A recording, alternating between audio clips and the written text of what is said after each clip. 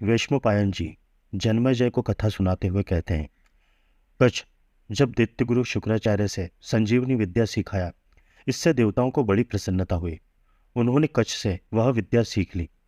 विद्या सीखने के बाद एक दिन देवताओं ने एकत्र होकर इंद्र पर जोर डाला कि अब दैत्यों पर आक्रमण कर देना चाहिए। इंद्र ने दैत्यों पर आक्रमण शुरू कर दिया। आक्रमण करने के दौरान रास्ते में एक वन पड़ा। उस वन में उन्हें बहुत सी स्त्रियां दिखीं। वहां कुछ कन्याएं जल क्रीड़ा कर रही थीं। उन्हीं कन्याओं में से एक दैत्यगुरु शुक्राचार्य की कन्या देवयानी और उसकी सहेली शर्मिष्ठा भी थी। दैत्यगुरु शुक्राचार्य से द्वेष होने के कारण इंद्र ने वायु बनकर किनारे पर रखे हुए सभी वस्त्रों को आपस में मिला दिया। कन्याएं जब जल क्रीड़ा कर बाहर निकली, तब असुरराज वृषपर्वा की पुत्री शर्मिष्ठा ने भूल से अपनी गुरुपुत्री देवयानी के वस्त्र पहन लिए। उसे मालूम नहीं था कि वस्त्र आपस में मिल गए हैं। इसी बात पर दोनों का कलह शुरू हुआ। देवयानी ने कहा, अरे एक तो तू असुर की पुत्री और दूसरी मेरी चेली, फिर भी तेरा ऐसा दुस्साहस कि तूने मेरे कपड़े पहन लिए। तू आचार भ्रष्ट है, इसका फल बड़ा बुरा होगा। शर्मिष्ठा बोली, वाह रे वाह, तेरे बाप तो मेरे पिता को सोते बैठते भी नहीं छोड़ते। नीचे खड़े होकर भाट की तरह स्तुति करते हैं और तुझे इतना घमंड। देवयानी क्रोधित हो गई। वह शर्मिष्ठा के वस्त्र खींचने लगी। इस पर दुर्बुद्धि शर्मिष्ठा ने उसे कुएं में धकेल दिया और उसे मरी समझकर बिना उधर देखे नगर में लौट गई। तभी उसी समय राजा ययाति शिकार खेलते खेलते घोड़े के थकने और प्यास लगने के कारण पानी पीने के लिए कुएं पर पहुंचे। कुएं में पानी नहीं था। उन्होंने देखा कि उसमें एक सुंदर कन्या है। राजा ने पूछा, सुंदरी, तुम कौन हो और तुम कुएं में कैसे गिर गई? देवयानी ने कहा, मैं महर्षि शुक्राचार्य की पुत्री हूँ। जब देवता असुरों का संहार करते हैं, तब मेरे पिता संजीवनी विद्या द्वारा उन्हें जीवित कर दिया करते हैं। मैं इस विपत्ति में पड़ गई हूँ, यह बात उन्हें मालूम नहीं है। तुम मेरा दाहिना हाथ पकड़कर मुझे इस कुएं से बाहर निकाल लो। मैं जानती हूँ कि आप कुलीन, शांत, बलशाली और यशस्वी हो। मुझे कुएं से बाहर निकालना आपका उचित कर्तव्य है।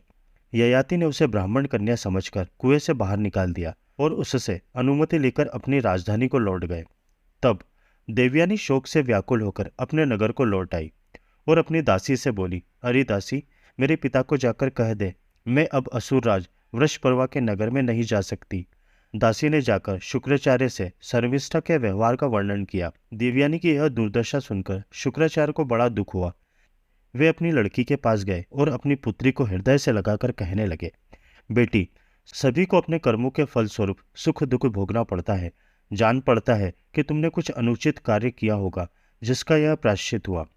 देवयानी ने कहा, पिताजी, यह प्रायश्चित हो या न हो, मुझे बस एक बात बतलाइए।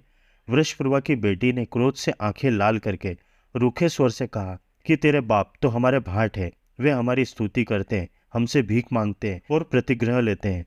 क्या उसका यह कहना ठीक है? यदि ऐसा है तो मैं अभी जाकर शर्मिष्ठा से क्षमा मांगू और उससे खुश करूं। शुक्राचार्य ने कहा, बेटी, तू भाट, भिखमंगे या दान लेने वाले की पुत्री नहीं है। तो उस पवित्र ब्राह्मण की कन्या है जो कभी भी किसी की स्तुति नहीं करता और जिसकी स्तुति सभी लोग करते हैं। इस बात को वृषपर्वा, इंद्र और राजा ययाति सभी जानते हैं। अचिंत्य ब्राह्मणत्व और निद्वंत ऐश्वर्य ही मेरा बल है। ब्रह्मा ने प्रसन्न होकर मुझे यह अधिकार दिया है। भूलोक और स्वर्ग में जो कुछ भी है, मैं उस सबका स्वामी हूँ। मैं ही प्रजा के हित के लिए जल बरसाता हूँ और मैं ही औषधियों का पोषण करता हूँ और मैं यह बिल्कुल सत्य कहता हूँ। इसके बाद शुक्राचार्य ने देवयानी को समझाते हुए कहा, जो मनुष्य अपनी निंदा सह लेता है, उसने सारे जगत पर विजय प्राप्त कर ली। ऐसा समझो, जो उभरे क्रोध को घोड़े के समान वश में कर लेता है, वही सच्चा सारथी होता है। जो क्रोध को क्षमा से दबा लेता है, वही श्रेष्ठ पुरुष है। जो क्रोध को रोक लेता है, निंदा सह लेता है और दूसरों के सताने पर भी दुखी नहीं होता, वह सब पुरुषों में श्रेष्ठ है। एक मनुष्य जो 100 वर्ष तक निरंतर यज्ञ करे और दूसरा जो क्रोध न करे, तो उससे क्रोध न करने वाला ही श्रेष्ठ है।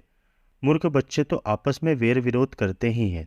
समझदार को ऐसा नहीं करना चाहिए। देवयानी ने कहा, पिताजी, मैं अभी बालिका हूँ, फिर भी मैं धर्म अधर्म का अंतर समझती हूँ। क्षमा और निंदा की शक्ति और दुर्बलता भी मुझे ज्ञात है। अपना हित चाहने वाले गुरु को शिष्य की उद्दंडता को क्षमा नहीं करना चाहिए। इसलिए अब मैं इन ओछे विचार वालों में नहीं रहना चाहती। जो किसी के सदाचार और कुलीनता की निंदा करते हैं, उनके बीच नहीं रहना चाहिए। रहना वहां चाहिए जहां सदाचार और कुलीनता की प्रशंसा हो।